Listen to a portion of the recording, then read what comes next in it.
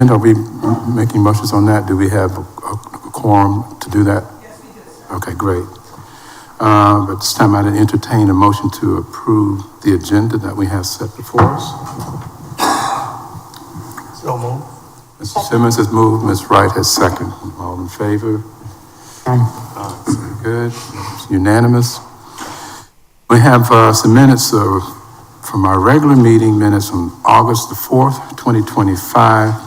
If there are no corrections or observations, I'd entertain a motion to approve the minutes for our August 4th meeting. So moved. Mr. Malik has moved. Second.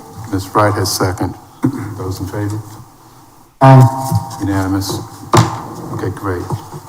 Thank you. We'll move right into our staff report. First on item we have under the staff report is our historic neighborhood permitting and design studio report by Sharonica Stewart.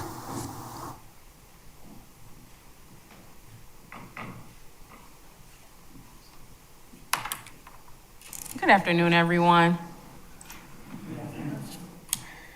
All righty. So Sharonica Stewart for the record. From our last reporting period, let me take it back. Our historic neighborhood permitting and design studio offers a whole host of services for those within our historic neighborhoods. It includes everything from assistance with business licensing all the way through to conceptual site planning. From our last reporting period in August of 2025, there were about 7 new requests. One thing I want to highlight in this reporting period is the influx of family compound applications as well as family subdivisions. We have had a total of about 3 family compounds that have come through since our last meeting, as well as 2 family subdivisions and about 3 small development plan reviews. I will share with you all at this time, we have had a total of about 20 requests throughout the year of 2025 through the Historic Neighborhood Permitting and Design Studio. 8 of those 20 have been completed, and we have roughly 12 active projects to date. Any questions?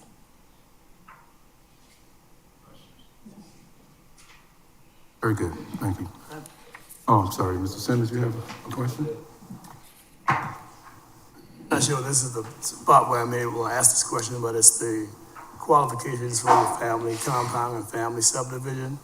If I recall, the property has to be in the family for, since I think the year that I'm in is like 1956. That's on the 56? application. Is Yep. it 56? 1956. Okay.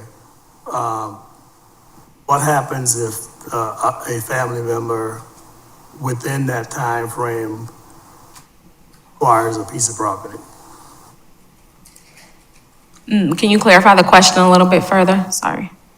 I've come to understand that if the property is not if it's not continuous by one family member or specifically within the family, for example, my family has property and it may be in my relative, the Chisholms, who are 4th, 5th cousins, but we're cousins. Mm-hmm. So if I buy a piece of property from that family, we're still family. But I understand if that property changes from that side of my family to the Simmons side of the family, we lose the right to use the family compound status. I will deem that the 2 of you all are family in some capacity. One main thing for both applications, family compound and family subdivision, is we request pretty much, I assist property owners with getting deeds all the way back to like 1956 to kind of show that lineage in some capacity, as well as a written narrative generally goes along with both applications so that we can thoroughly explain, like let's say it was your family members prior to 1956 and maybe in 72 it came over to you. What we would do is we will pull those deeds and show that lineage traced all the way to you to determine acceptance through the family compound, family subdivision application. So does that mean I would still be able to maintain the family status or not? I would say you would if that's a part of your family. Of course, every case is unique, and we dig through each in respects to who that family is and what they bring to the table. That's close. May I ask a follow-up on that? I guess my question would be,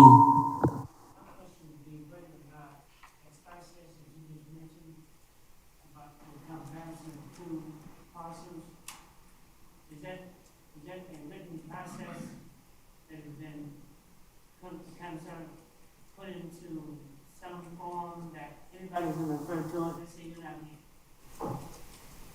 Is that a process that's written as a method for doing what you just mentioned? Absolutely. So a part of the family compound and family subdivision applications, the first thing is usually you have to show deed reference. Another thing is the information is also detailed in our LMO.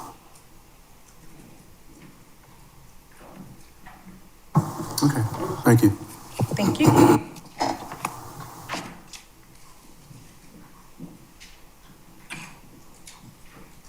Okay, next on our agenda, we have the Land Management Ordinance Update by Ms. Shay Farrar. Good afternoon, task force members. Thank you for having me. I'd like to begin with the LMO update. Right now, we continue with initial drafting of the different modules. It's being coordinated with the district planning project as we move forward.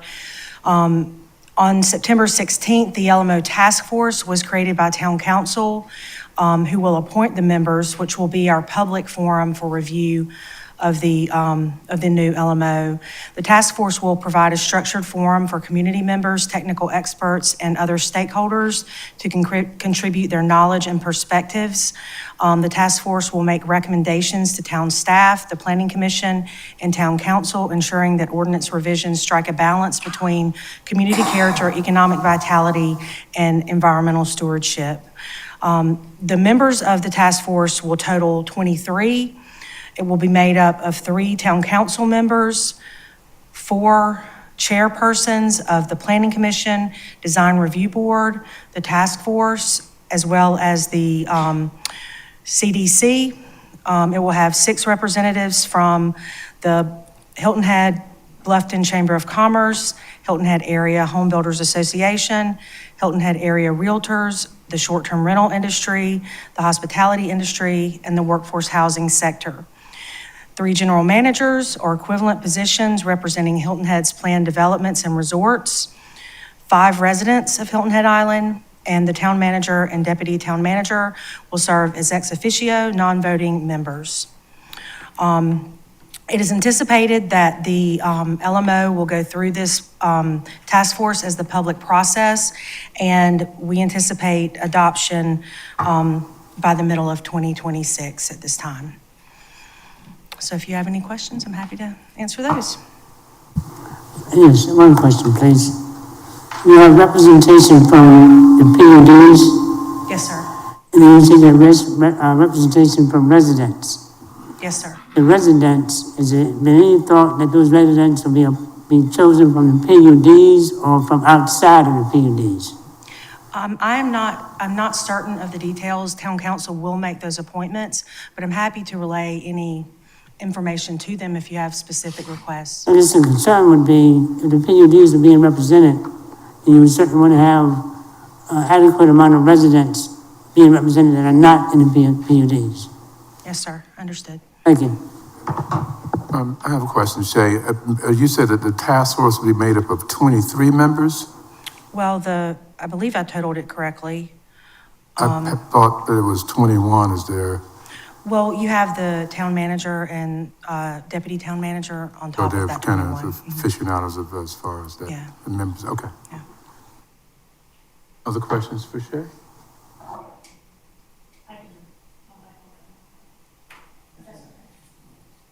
Please, yeah, we do need a microphone. Hi, Shay. My question is, so with the total amount, and you said that there would be representation from the task force as well and from the CDC, is that one person? It is the chairperson. As the chair? Okay. So all the organizations or that you listed would be the chair that's coming from those areas? Yes, sir. I mean, yes, ma'am. The chairpersons from the Planning Commission, Design Review Board, the task force, and the CDC. All right. Thank you. Sorry. Other questions? Thank you. Thank you.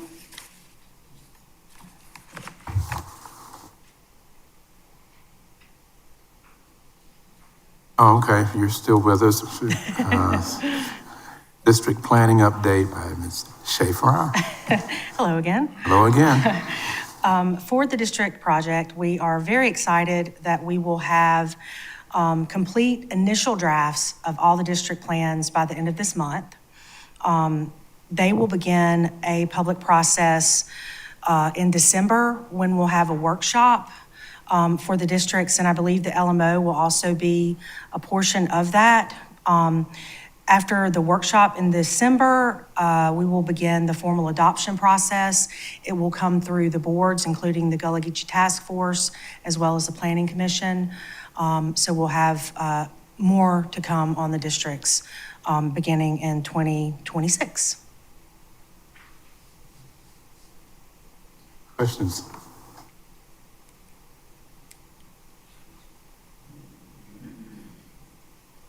Okay. And I should ask if there's anybody in our public that has questions on these first three items that we discussed as far as the neighborhood permitting and design studio or the land management ordinance or district planning update.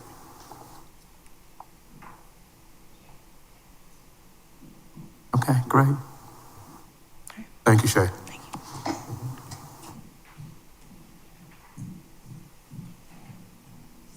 All right, next on our agenda is a discussion item. We have a land preservation update by Luana Graves, seller with Low Country Gullah Foundation.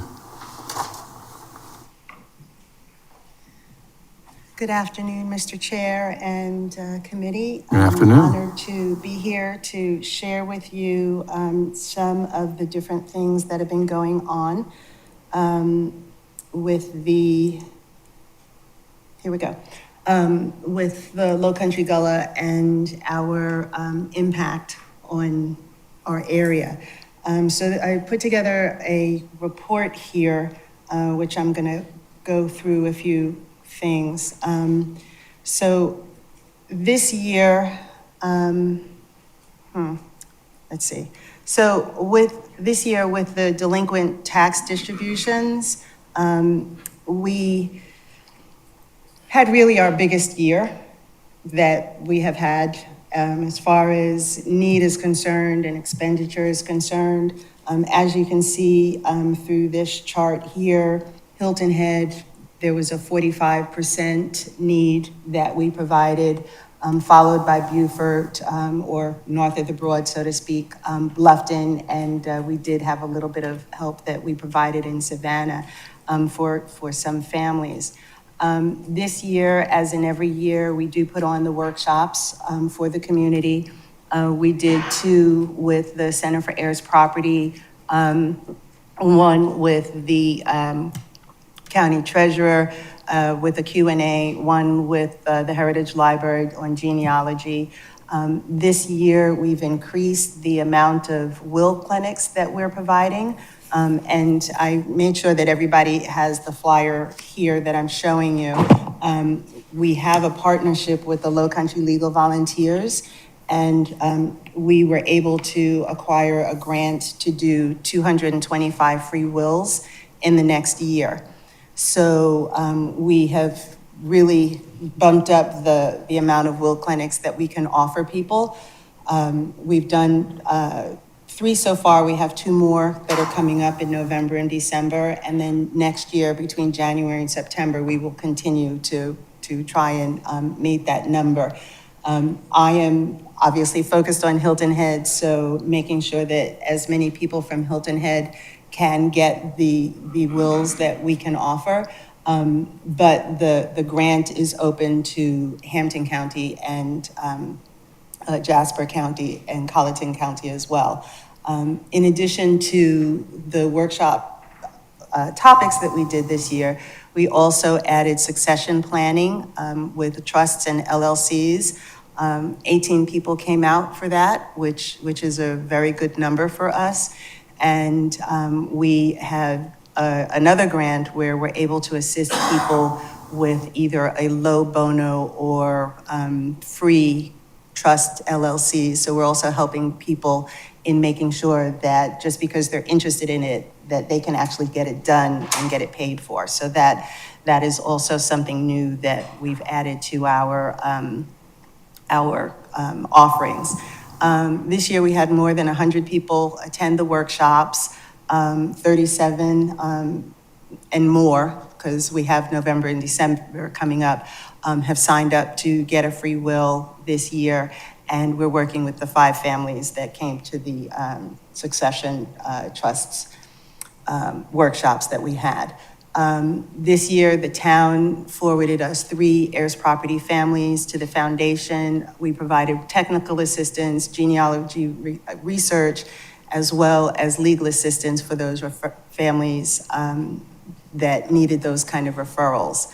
In addition to the tax assistant, like I said, we are trying to make sure that just because someone comes to us and they ask us for help, that it just doesn't fall into a corner somewhere and that we are able to help them move forward. So we do have a list of attorneys that we refer people to, but we also want to make sure that they are very proficient in heirs property issues and are of benefit rather than just someone who says that they can do it, and that we have a agreement that they will either help for free or low bono services.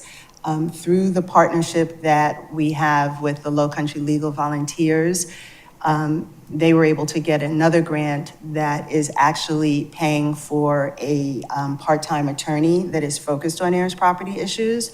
So now we have someone in the area who we can pick up the phone if there's a question or need. We have someone specific that can handle that information.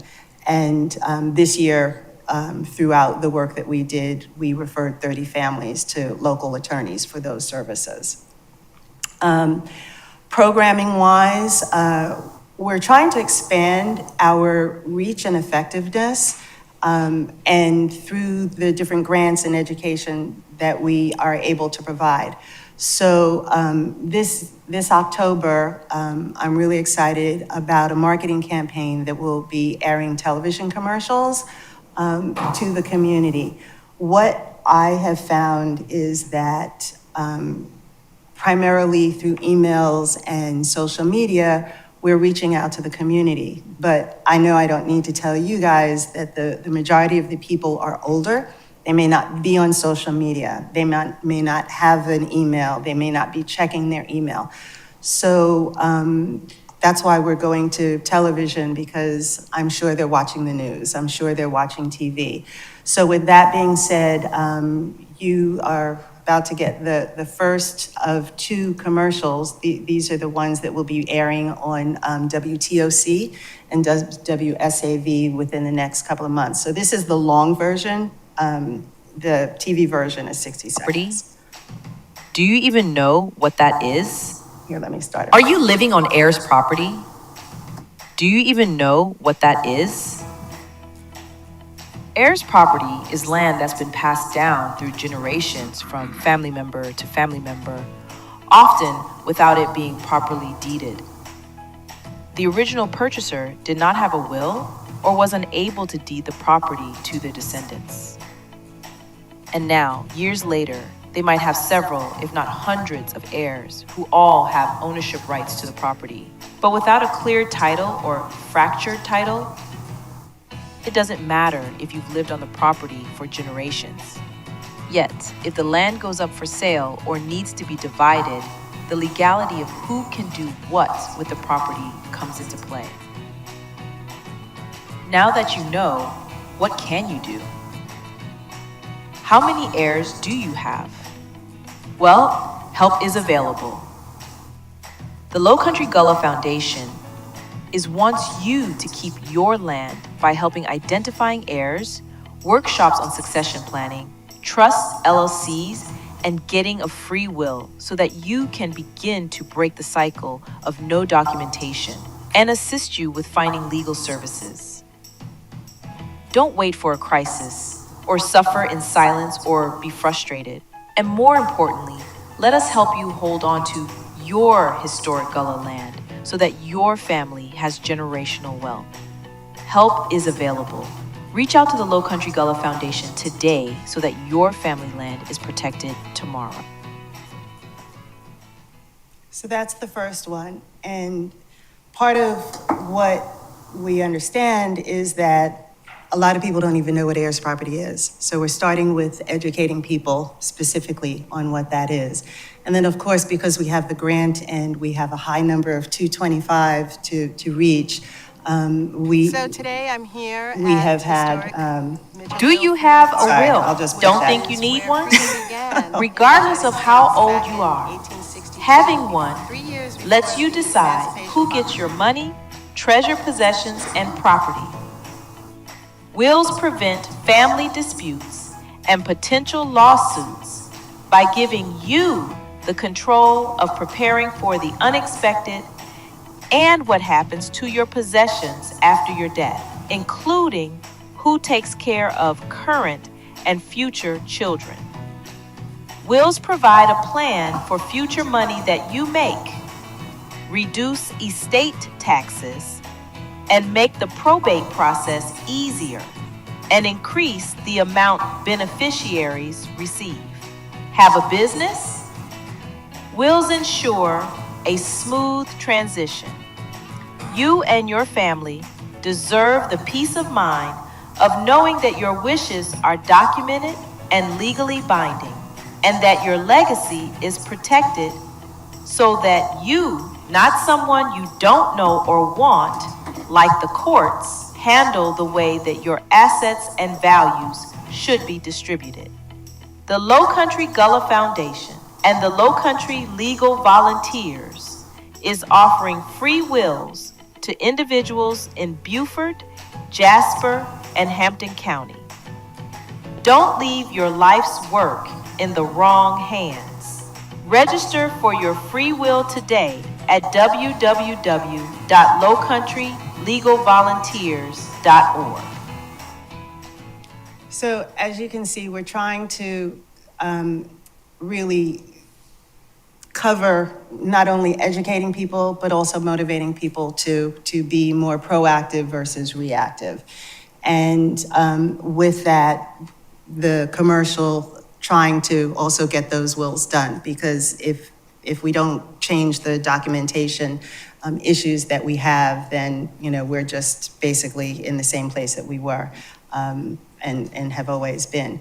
So marketing-wise, we always are connected with the churches through their newsletters, bulletins, flyers. I also gave you a copy of this, which is the mailer that went out. 965 of them were mailed on Hilton Head, in addition to more within the rest of Beaufort County. Like I said, the TV commercials will be on TOC and SAV in October, and again next year in February. In an effort to continue to try and be an educational source, we had the Gaining Ground documentary screening back in May, connected with our annual fundraiser, but we've had requests to show it again, so we will be showing it again this November and trying to motivate the community to come out so that they can learn more about it, about the heirs property issues. So this year, we were able to assist families locally in the following ways. On Hilton Head specifically, 4 families who were working on heirs property issues and 9 families that were struggling to pay their tax bills, as well as in other counties, in other areas around the county. This year, the tax sale was the beginning of the month, October 6th. As of September 15th, there were 33 properties that were on the list, and only 2/3 of them were of interest or concern to the foundation. We're very pleased with the results that, in comparison to the rest of the county, the number of heirs properties that went on the sale was very low compared to previous years. There was one family, our benchmark is trying to make sure that none of the families on Hilton Head go to the tax sale. Due to a family miscommunication, based on the list, one property did go to the tax sale, but I was able to purchase it at its cost at the tax sale. So that family now has the opportunity to turn around and redeem it from us versus some developer, or, it's more protected than it would have been if it just went to the other, to the sale, and the price escalated from there. Regardless of all of the properties that were identified as heirs property at the sale, only 2 bidders or buyers bid against the families, which drove up the price of the properties. So for all intents and purposes, it was a good sale this year, if the sale could ever be considered good, because families were able to hold on to or get their properties held on to at cost. And here's just a chart of the number of properties based on the totals throughout the county. And as you can see, Hilton Head tends to be a little bit higher as far as the number and making it to the October deadline. So here's our year by the numbers of all the properties that we sort of had a hand in. The assessed value of the land was $3.3 million. We were able to protect 18.36 acres. And this year, like I said, was the highest year that we've spent. We spent $54,000, 36,000 of that being on Hilton Head, then 8 on Buford, or 9 on Buford, 2 on Bluffton, and 4,000 in Savannah. And when it comes to the acreage, 8.4 acres on Hilton Head in comparison to everybody else. So like I said, this year was a very heavy lift, but fortunately, grant-wise, we were able to stand up and handle it and be able to protect the land that had issue out there. So we're very grateful to be able to be there and do what we could do. So with that, if I can take any questions, I'll be happy to do that. I have a couple of questions for you. The one property that you said you were able to save on Hilton Head, I don't know if that's included in this number. How much was that? Did it go for, that you have to spend to save that property? The amount of the tax was $2,400 and change, like $2,500, and I was able to purchase it at $3,000. Which most of the time, that doesn't happen, especially on Hilton Head. But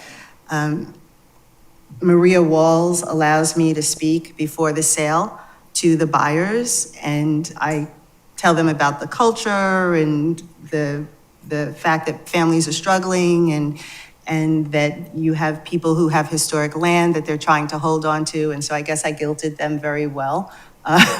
And they did not, for the most part, go after everything. Last year, did the same thing.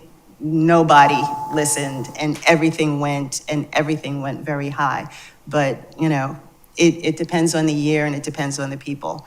But this year, was able to get it affordably. Yeah, I appreciate your good work with that, and we're having some great success. As you said, the information is better than previous years. Have been able to educate our community and bring some awareness so we can deal with some of that beforehand. I noticed you do have a property listed here in Savannah, so your organization is expanding its reach.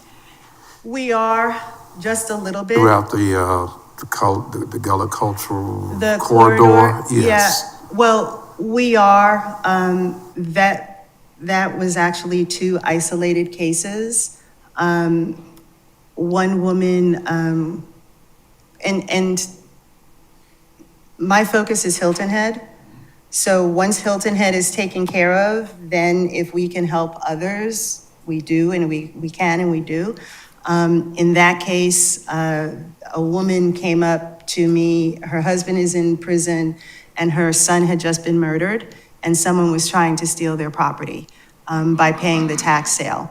And they were literally up to the week of the sale. So if we had not stepped in, you know, she would have had an additional trauma that would have added to her list. The other one was someone whose house had burned down, and she was dealing with trying to find someplace to live and paying her taxes. So, you know, as you can see, combined, it was $4,000, but those are two situations that, you know, if we can, we do. Primarily, we're staying in this area. I have expanded to providing information to Jasper County. Matter of fact, I'm supposed to go speak tomorrow in Jasper County. But as far as our resources are concerned, this is our neighborhood, this is our backyard, this is our priority. So, and it will always be that way. And I'm happy that you were able to do that. I was just curious that the property in Savannah, though, was that a part of, that, not the tax sale here in. No. Okay. No. That was just you offering some assistance. It was the Savannah Savannah tax sale, yeah. And like we said, we've made some great progress over the years. Can you talk a little bit about the education you're providing for people so we're not making sure that we're just having the same people come back every year, which I think we've done a very good job with. And I'm hoping that at some time in the future, you'll be able to educate some of us on how that process works, and certainly more detail on the work that you're doing. Absolutely. And one of the things that I have tried to do personally is grow in my knowledge. And I think you're probably referring to the conference that I went to. I am certified to teach and speak on heirs property issues. There's an organization that certifies people nationally, so I do have that certification.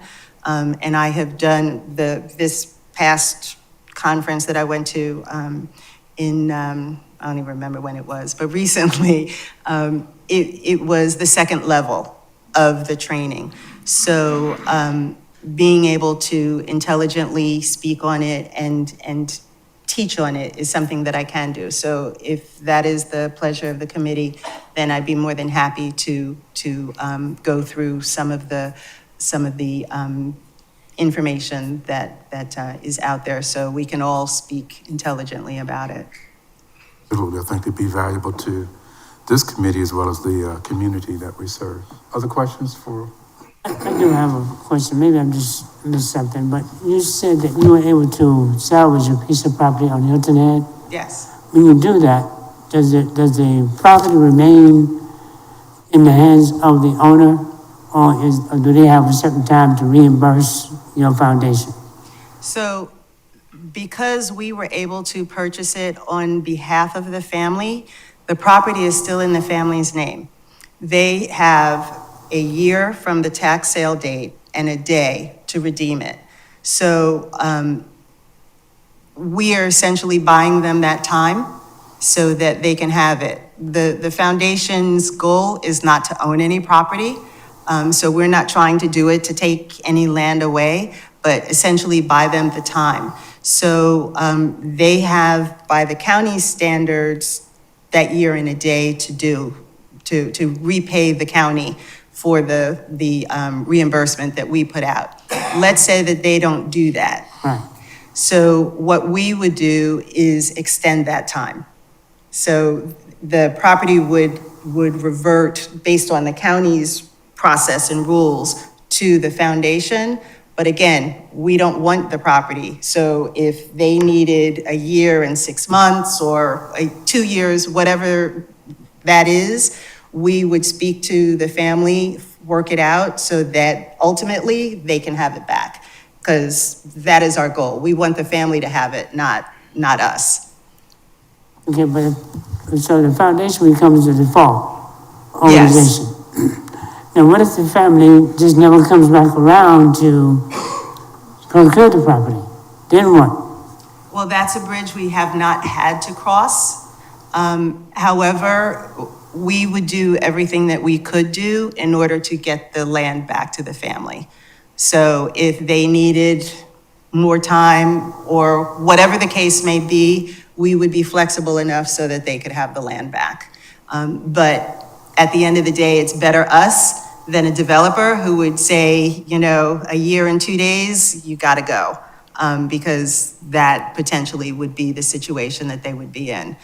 So our goal is always to work with the family and make sure that they're able to hold on to their own land. And again, my own ignorance, your main funding source, could you share that with us, what your main funding sources are? So we get donations from individuals, and we also get grants from local organizations.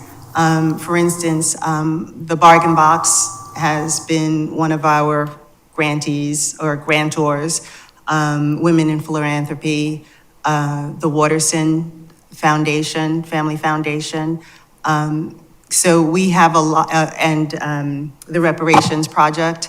Those have been the big donors that we have that have come back year to year because they get it and they understand and they're helping us to solve the problem.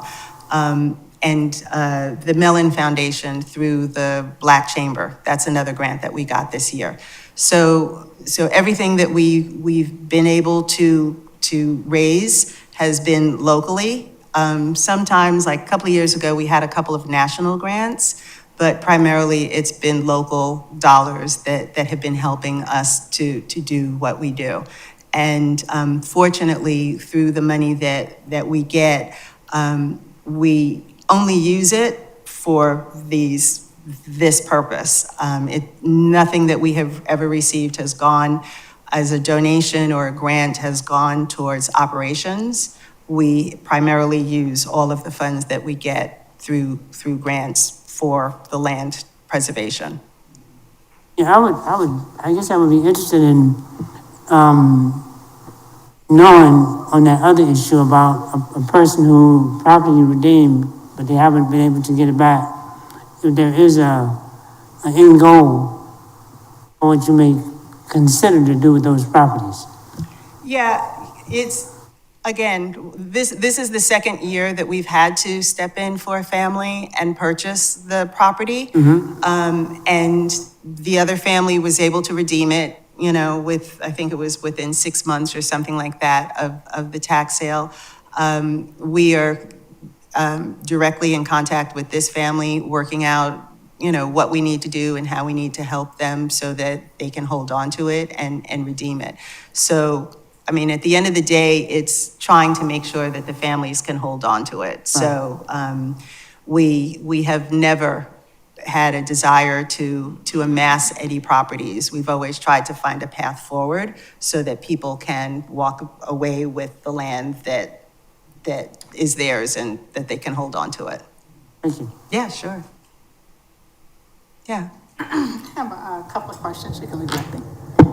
Thank you. Just want to piggyback on some of what you just said in reference to a year and a day, which I understand, and purchasing the property. But then additionally, after that, if a family comes back, there is interest added to that. Am I correct?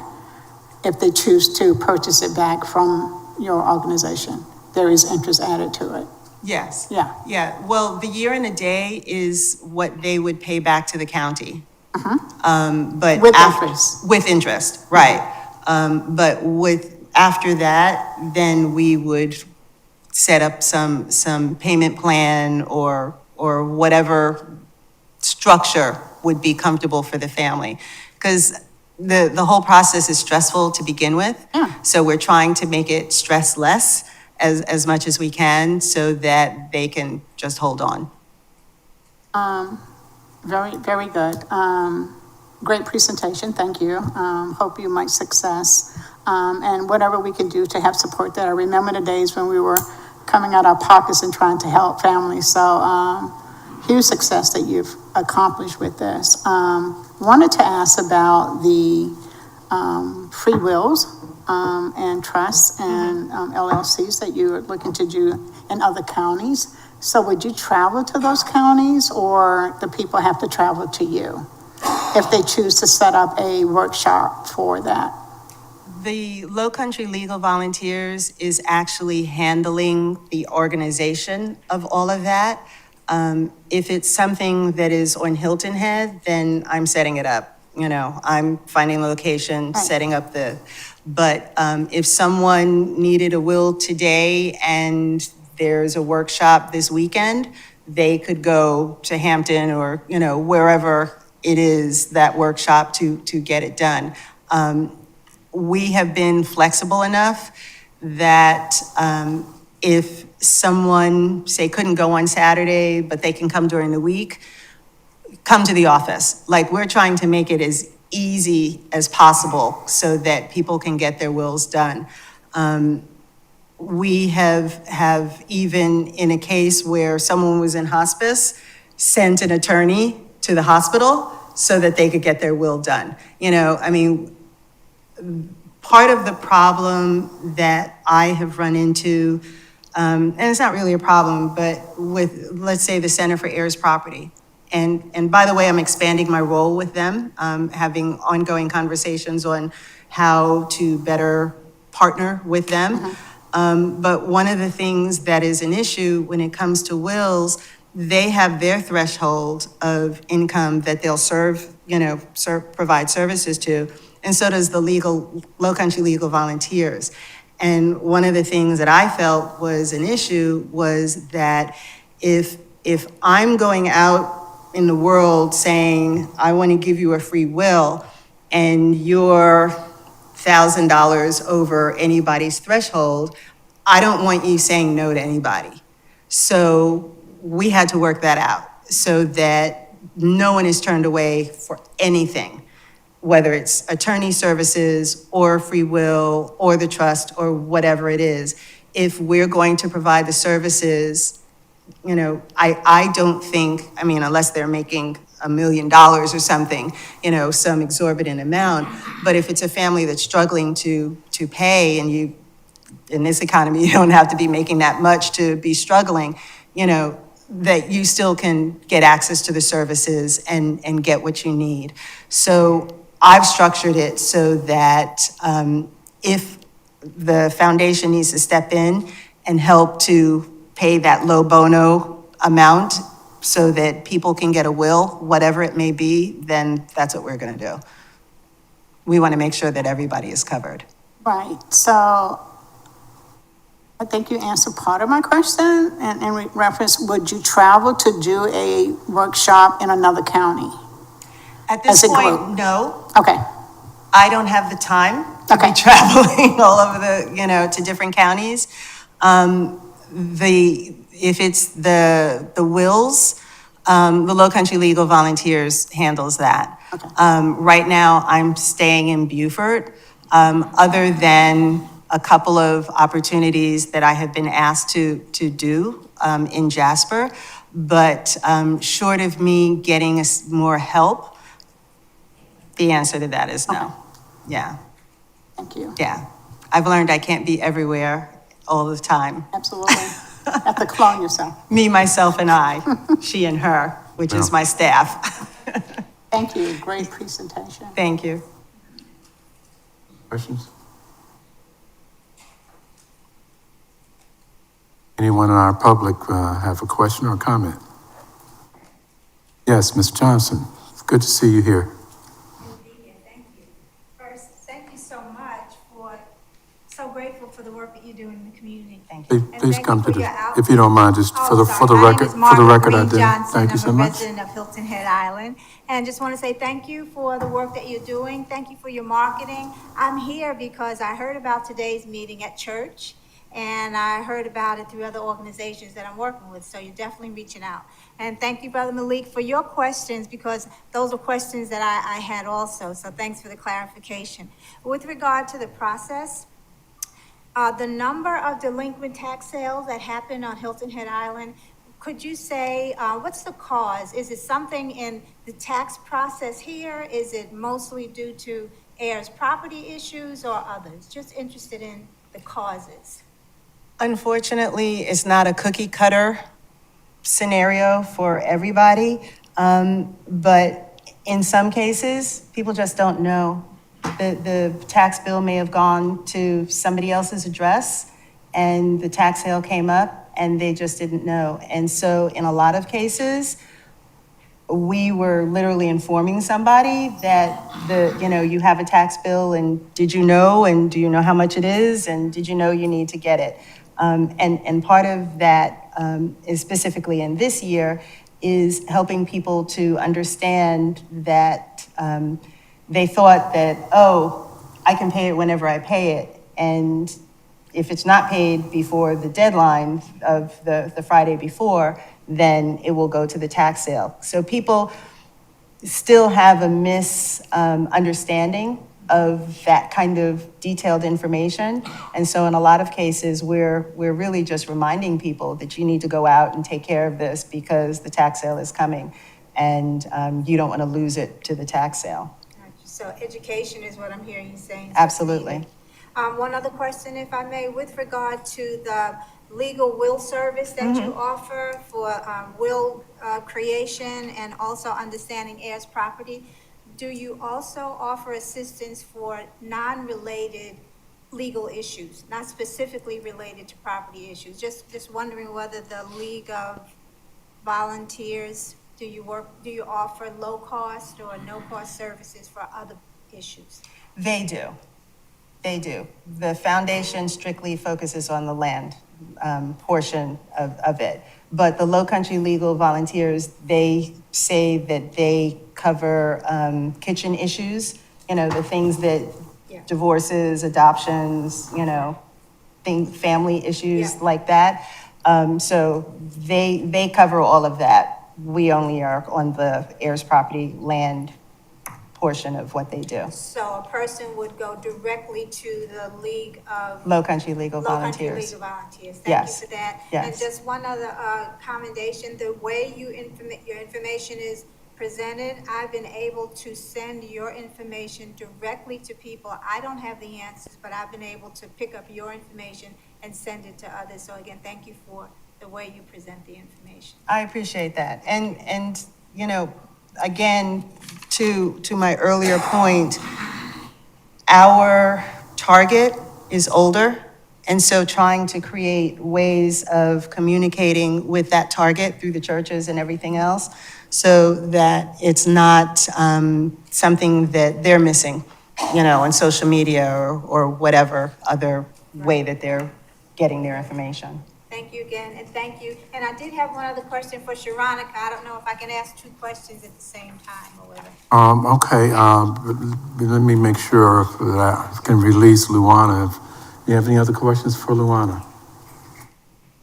I have one other question, just for clarity for myself. So I understand when you promote it, like reaching out to the tri-counties, but who would travel to those counties if you are not available to do that?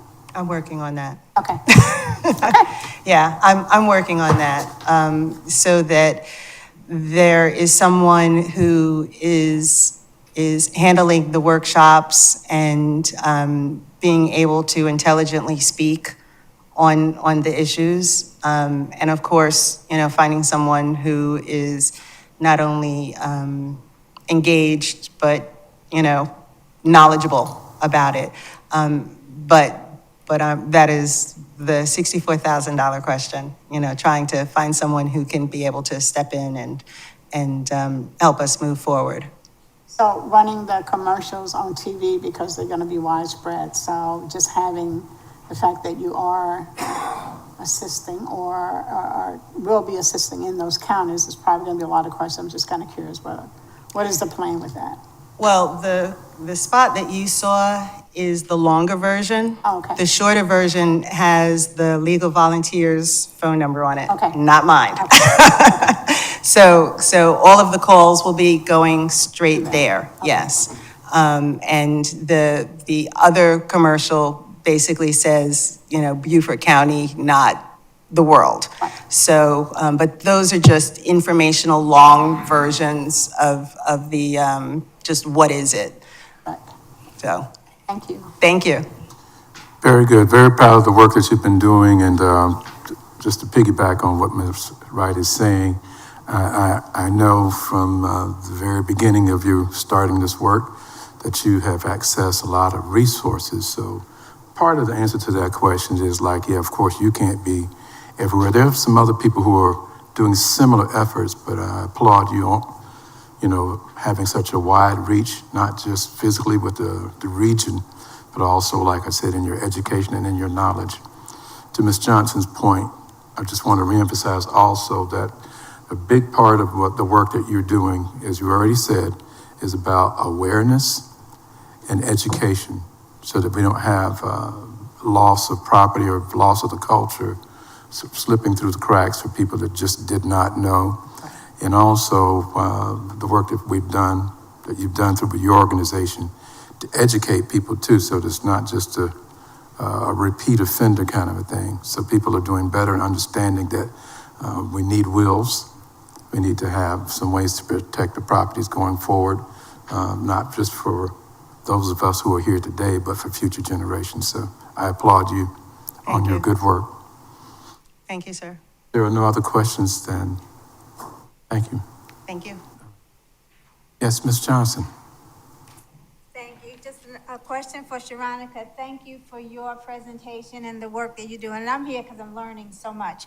Have you had to, has your body had to deny any family compound requests? And if so, what was the reason for those denials? Just wondering.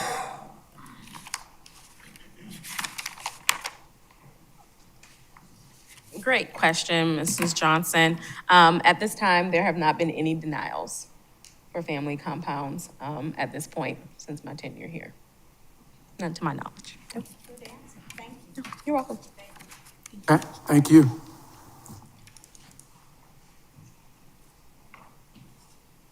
Okay, this brings us down to the public comment.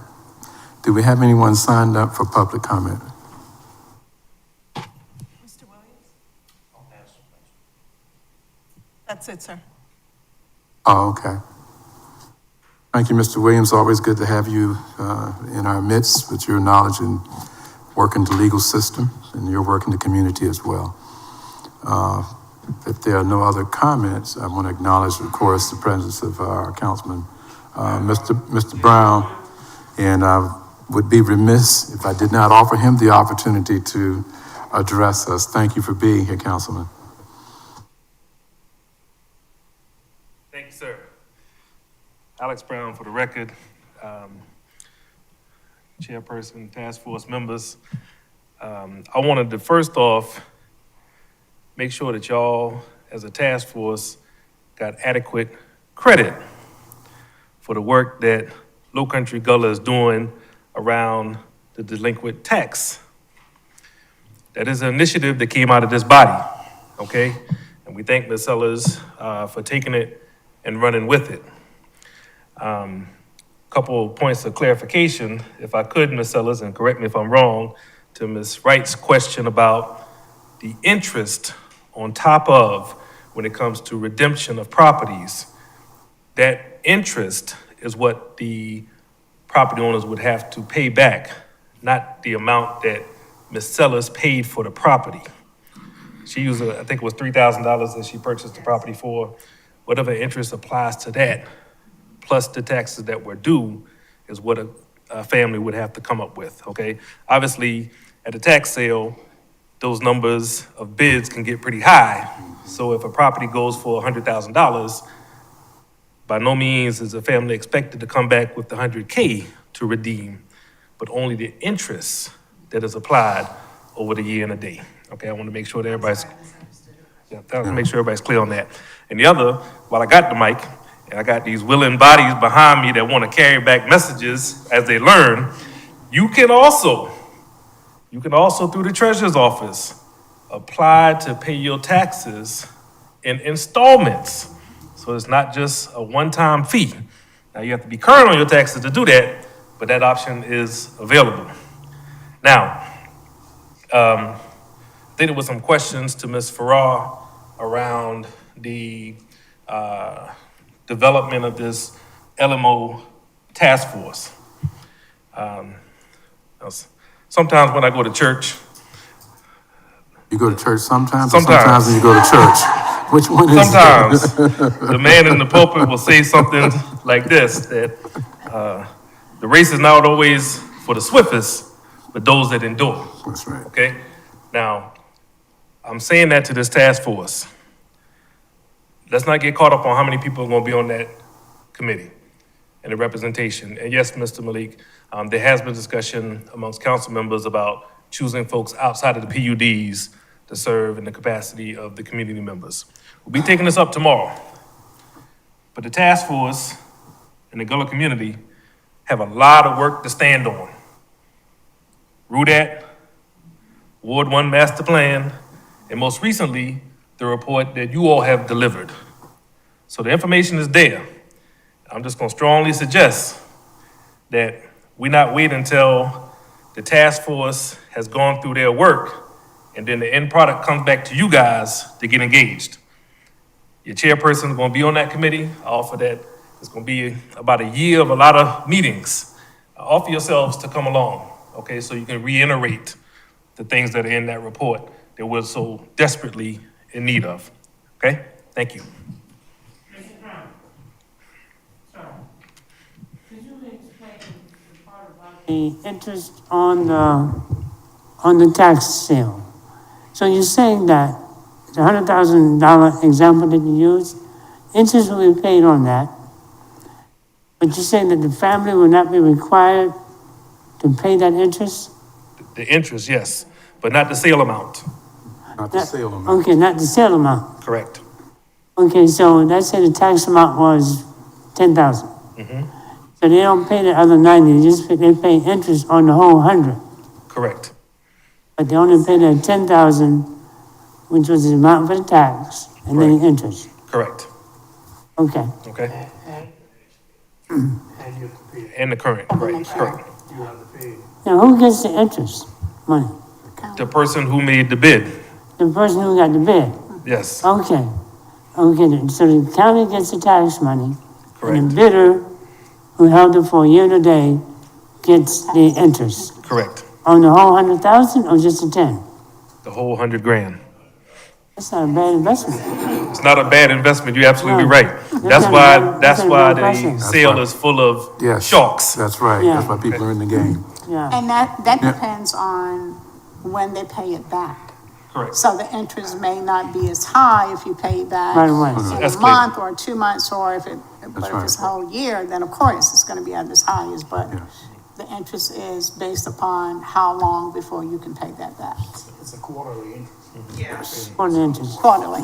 Right. Yeah, yeah, It's 3% per quarter.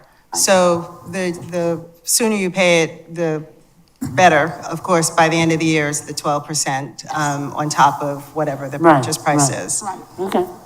and that's why I think it's important to have a workshop or an educational piece just specifically for this, not only just for us, but for the community as well. Yes, So, again- and that's why it's important that when we do the workshops, that we involve Maria Walls, who will stay, take notes, have staff pulling up properties and things like that, so people can get real-time answers to whatever the question is regarding their taxes and the sale. Yeah, and to Councilman Brown's point also, again, thank you for reaching out to these different resources. Another one of our initiatives was to have a presence of the heirs, the Center for Heirs property here on the island. That really hasn't happened, but I think through your efforts, we have a good relationship with them now, so that they do come and when we do these workshops.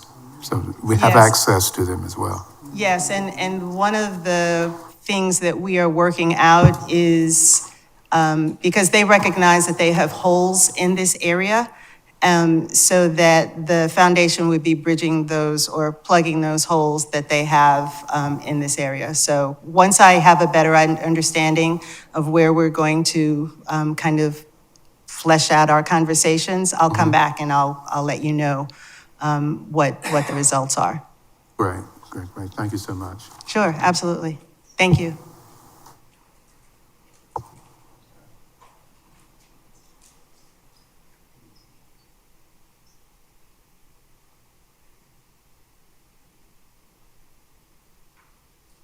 Okay, find ourselves at the end of our agenda. If there are no other comments or questions, I do want to thank my colleagues for taking the time to be here, and certainly our town staff, and certainly members of the town council and in other various positions. And I do want to recognize and say hello to Ms. Hewitt. Thank you for being here. She's now part of the Planning Commission and will be a part of this task force eventually. Mr. Hintz, who was a part of this task force, is now the chairman of the Planning Commission, so we want to recognize him and thank him for his efforts and his work, and also John Campbell, who has moved on to some other areas in the community. And I just want to make sure we recognize the people in their various positions for what they're doing now and what they will do in the future. And of course, this is all about those of you who are in the community, so thank you for your time and attention for being here as well, and sharing information, and please spread the good word about the good work that we're doing. And we do have a lot of accomplishments to stand on. And at the same time, we do know that we still have a lot of work to be done. With that, if there are no other questions or comments, I will entertain a motion for adjournment. So moved. We find ourselves adjourned. Thank you all so very much. Have a great